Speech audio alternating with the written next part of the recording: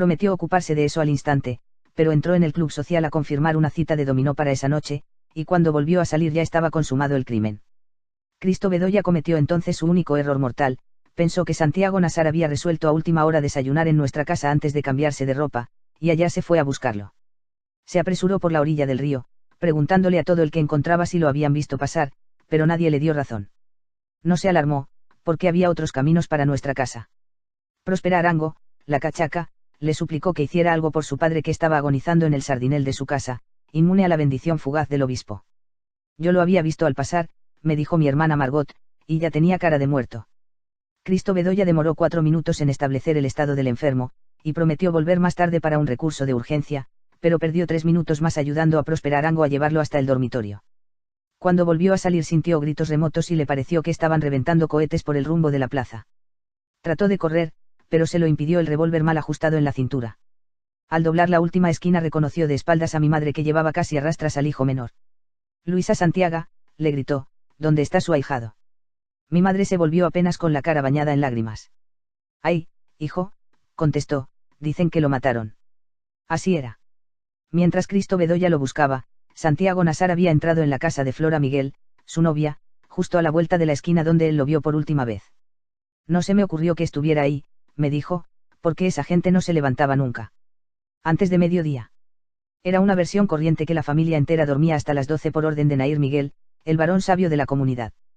Por eso Flora Miguel, que ya no se cocinaba en 2 aguas, se mantenía como una rosa, dice Mercedes. La verdad es que dejaban la casa cerrada hasta muy tarde, como tantas otras, pero eran gentes tempraneras y laboriosas. Los padres de Santiago Nasar y Flora Miguel se habían puesto de acuerdo para casarlos. Santiago Nasar aceptó el compromiso en plena adolescencia, y estaba resuelto a cumplirlo, tal vez porque tenía del matrimonio la misma concepción utilitaria que su padre. Flora Miguel, por su parte, gozaba de una cierta condición floral, pero carecía de gracia y de juicio y había servido de madrina de bodas a toda su generación, de modo que el convenio fue para ella una solución providencial. Tenían un noviazgo fácil, sin visitas formales ni inquietudes del corazón. La boda varias veces diferida estaba fijada por fin para la próxima Navidad. Flora Miguel despertó aquel lunes con los primeros bramidos del buque del obispo, y muy poco después se enteró de que los gemelos Vicario estaban esperando a Santiago Nasar para matarlo. A mi hermana la monja, la única que habló con ella después de la desgracia, le dijo que no recordaba siquiera quién se lo había dicho. Solo sé que a las 6 de la mañana todo el mundo lo sabía, le dijo. Sin embargo, le pareció inconcebible que a Santiago Nasar lo fueran a matar, y en cambio se le ocurrió que lo iban a casar a la fuerza con Ángela Vicario para que le devolviera la honra. Sufrió una crisis de humillación. Mientras medio pueblo esperaba al obispo, ella estaba en su dormitorio llorando de rabia, y poniendo en orden el cofre de las cartas que Santiago Nasar le había mandado desde el colegio. Siempre que pasaba por la casa de Flora Miguel, aunque no hubiera nadie, Santiago Nasar raspaba con las llaves la tela metálica de las ventanas. Aquel lunes, ella lo estaba esperando con el cofre de cartas en el regazo. Santiago Nasar no podía verla desde la calle, pero en cambio ella lo vio acercarse a través de la red metálica desde antes de que la raspara con las llaves. Entra, le dijo. Nadie, ni siquiera un médico, había entrado en esa casa a las 6:45 de la mañana. Santiago Nasar acababa de dejar a Cristo Bedoya en la tienda de Yamil Sayum, y había tanta gente pendiente de él en la plaza, que no era comprensible que nadie lo viera entrar en casa de su novia. El juez instructor buscó siquiera una persona que lo hubiera visto, y lo hizo con tanta persistencia como yo, pero no fue posible encontrarla. En el folio 382 del sumario escribió otra sentencia marginal con tinta roja: la fatalidad nos hace invisibles. El hecho es que Santiago Nasar entró por la puerta principal, a la vista de todos, y sin hacer nada por no ser visto. Flora Miguel lo esperaba en la sala, verde de cólera, con uno de los vestidos de arandelas infortunadas que solía llevar en las ocasiones memorables, y le puso el cofre en las manos. Aquí tienes, le dijo. Y ojalá te maten. Santiago Nasar quedó tan perplejo, que el cofre se le cayó de las manos, y sus cartas sin amor se regaron por el suelo. Trató de alcanzar a Flora Miguel en el dormitorio, pero ella cerró la puerta y puso la aldaba. Tocó varias veces, y la llamó con una voz demasiado apremiante para la hora, así que toda la familia acudió a la aranada. Entre consanguíneos y políticos, mayores y menores de edad, eran más de 14. El último que salió fue Nair Miguel, el padre, con la barba colorada y la chilaba de beduino que trajo de su tierra, y que siempre usó dentro de la casa. Yo lo sé muchas veces, y era inmenso y parsimonioso, pero lo que más me impresionaba era el fulgor de su autoridad. Flora, llamó en su lengua. Abre la puerta. Entró en el dormitorio de la hija, mientras la familia contemplaba absorta a Santiago Nasar. Estaba arrodillado en la sala, recogiendo las cartas del suelo y poniéndolas en el cofre. Parecía una penitencia, me dijeron. Nair Miguel salió del dormitorio al cabo de unos minutos, hizo una señal con la mano y la familia entera desapareció. Siguió hablando en árabe a Santiago Nassar. Desde el primer momento comprendí que no tenía la menor idea de lo que le estaba diciendo, me dijo. Entonces le preguntó en concreto si sabía que los hermanos Vicario lo buscaban para matarlo. Se puso pálido, y perdió de tal modo el dominio, que no era posible creer que estaba fingiendo, me dijo. Coincidió en que su actitud no era tanto de miedo como de turbación. Tú sabrás si ellos tienen razón, o no, le dijo. Pero en todo caso, ahora no te quedan sino dos caminos, o te escondes aquí, que es tu casa, o sales con mi rifle. No entiendo un carajo, dijo Santiago Nassar. Fue lo único que alcanzó a decir, y lo dijo en castellano. Parecía un pajarito mojado, me dijo Nair Miguel. Tuvo que quitarle el cofre de las manos porque él no sabía dónde dejarlo para abrir la puerta.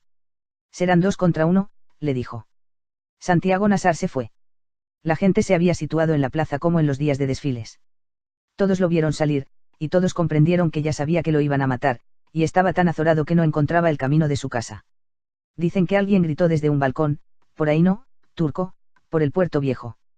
Santiago Nassar buscó la voz. Yamil Sayum le gritó que se metiera en su tienda, y entró a buscar su escopeta de caza, pero no recordó dónde había escondido los cartuchos. De todos lados empezaron a gritarle, y Santiago Nassar dio varias vueltas al revés y al derecho, deslumbrado por tantas voces a la vez. Era evidente que se dirigía a su casa por la puerta de la cocina, pero de pronto debió darse cuenta de que estaba abierta la puerta principal. Ahí viene, dijo Pedro Vicario. Ambos lo habían visto al mismo tiempo. Pablo Vicario se quitó el saco, lo puso en el taburete, y desenvolvió el cuchillo en forma de alfanje. Antes de abandonar la tienda, sin ponerse de acuerdo, ambos se santiguaron. Entonces Clotilde Armenta agarró a Pedro Vicario por la camisa y le gritó a Santiago Nassar que corriera porque lo iban a matar. Fue un grito tan apremiante que apagó a los otros. Al principio se asustó, me dijo Clotilde Armenta, porque no sabía quién le estaba gritando, ni de dónde. Pero cuando la vio a ella vio también a Pedro Vicario, que la tiró por tierra con un empellón, y alcanzó al hermano. Santiago Nassar estaba a menos de 50 metros de su casa, y corrió hacia la puerta principal. 5 minutos antes, en la cocina, Victoria Guzmán le había contado a Plácida Linero lo que ya todo el mundo sabía. Plácida Linero era una mujer de nervios firmes, así que no dejó traslucir ningún signo de alarma. Le preguntó a Victoria Guzmán si le había dicho algo a su hijo, y ella le mintió a conciencia, pues contestó que todavía no sabía nada cuando él bajó a tomar el café. En la sala, donde seguía trapeando los pisos, Divina Flor vio al mismo tiempo que Santiago Nassar entró por la puerta de la plaza y subió por las escaleras de buque de los dormitorios. Fue una visión nítida, me contó Divina Flor. Llevaba el vestido blanco, y algo en la mano que no pude ver bien, pero me pareció un ramo de rosas. De modo que cuando Plácida Linero le preguntó por él, Divina Flor la tranquilizó. Subió al cuarto hace un minuto, le dijo. Plácida Linero vio entonces el papel en el suelo, pero no pensó en recogerlo, y solo se enteró de lo que decía cuando alguien se lo mostró más tarde en la confusión de la tragedia. A través de la puerta vio a los hermanos Vicario que venían corriendo hacia la casa con los cuchillos desnudos. Desde el lugar en que ella se encontraba podía verlos a ellos, pero no alcanzaba a ver a su hijo que corría desde otro ángulo hacia la puerta. Pensé que querían meterse para matarlo dentro de la casa, me dijo. Entonces corrió hacia la puerta y la cerró de un golpe. Estaba pasando la tranca cuando oyó los gritos de Santiago Nassar, y oyó los puñetazos de terror en la puerta, pero creyó que él estaba arriba, insultando a los hermanos Vicario desde el balcón de su dormitorio. Subió a ayudarlo. Santiago Nassar necesitaba apenas unos segundos para entrar cuando se cerró la puerta. Alcanzó a golpear varias veces con los puños, y enseguida se volvió para enfrentarse a manos limpias con sus enemigos. Me asusté cuando los 6 de frente, me dijo Pablo Vicario, porque me pareció como 2 veces más grande de lo que era. Santiago Nassar levantó la mano para parar el primer golpe de Pedro Vicario, que lo atacó por el flanco derecho con el cuchillo recto. ¡Hijos de puta!, gritó. El cuchillo le atravesó la palma de la mano derecha, y luego se le hundió hasta el fondo en el costado. Todos oyeron su grito de dolor. ¡Ay, mi madre!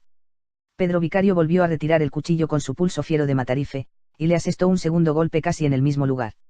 Lo raro es que el cuchillo volvía a salir limpio, declaró Pedro Vicario al instructor. Le había dado por lo menos 3 veces y no había una gota de sangre. Santiago Nassar se torció con los brazos cruzados sobre el vientre. Después de la tercera cuchillada, soltó un quejido de becerro, y trató de darles la espalda. Pablo Vicario, que estaba a su izquierda con el cuchillo curvo, le asestó entonces la única cuchillada en el lomo, y un chorro de sangre a alta presión le empapó la camisa. Olía como él, me dijo. 3 veces herido de muerte, Santiago Nassar les dio otra vez el frente, y se apoyó de espaldas contra la puerta de su madre, sin la menor resistencia, como si solo quisiera ayudar a que acabaran de matarlo por partes iguales. No volvió a gritar, dijo Pedro Vicario al instructor. Al contrario, me pareció que se estaba riendo. Entonces ambos siguieron acuchillándolo contra la puerta, con golpes alternos y fáciles, flotando en el remanso deslumbrante que encontraron del otro lado. Del miedo. No oyeron los gritos del pueblo entero espantado de su propio crimen. Me sentía como cuando uno va corriendo en un caballo, declaró Pablo Vicario. Pero ambos despertaron de pronto a la realidad, porque estaban exhaustos, y sin embargo les parecía que Santiago Nassar no se iba a derrumbar nunca. Mierda, primo, me dijo Pablo Vicario, no te imaginas lo difícil que es matar a un hombre. Tratando de acabar para siempre, Pedro Vicario le buscó el corazón, pero se lo buscó casi en la axila, donde lo tienen los cerdos. En realidad Santiago Nassar no caía porque ellos mismos lo estaban sosteniendo a cuchilladas contra la puerta. Desesperado, Pablo Vicario le dio un tajo horizontal en el vientre, y los intestinos completos afloraron con una explosión. Pedro Vicario iba a hacer lo mismo, pero el pulso se le torció de horror, y le dio un tajo extraviado en el muslo. Santiago Nassar permaneció todavía un instante apoyado contra la puerta, hasta que vio sus propias vísceras al sol, limpias y azules, y cayó de rodillas. Después de buscarlo a gritos por los dormitorios, oyendo sin saber dónde otros gritos que no eran los suyos, Plácida Linero se asomó a la ventana de la plaza y vio a los gemelos Vicario que corrían hacia la iglesia. Iban perseguidos de cerca por Yamil Sayum, con su escopeta de matar tigres, y por otros árabes desarmados, y Plácida Linero pensó que había pasado el peligro. Luego salió al balcón del dormitorio, y vio a Santiago Nassar frente a la puerta, boca abajo en el polvo, tratando de levantarse de su propia sangre. Se incorporó de medio lado, y se echó a andar en un estado de alucinación, sosteniendo con las manos las vísceras colgantes. Caminó más de 100 metros para darle la vuelta completa a la casa y entrar por la puerta de la cocina. Tuvo todavía bastante lucidez para no ir por la calle, que era el trayecto más largo, sino que entró por la casa contigua. Poncho Lanao, su esposa y sus 5 hijos no se habían enterado de lo que acababa de ocurrir a 20 pasos de su puerta. Oímos la gritería, me dijo la esposa, pero pensamos que era la fiesta del obispo. Empezaban a desayunar cuando vieron entrar a Santiago Nassar empapado de sangre llevando en las manos el racimo de sus entrañas. Poncho Lanao me dijo, lo que nunca pude olvidar fue el terrible olor a mierda. Pero Argénida Lanao, la hija mayor, contó que Santiago Nassar caminaba con la prestancia de siempre, midiendo bien los pasos, y que su rostro de sarraceno con los rizos alborotados estaba más bello que nunca.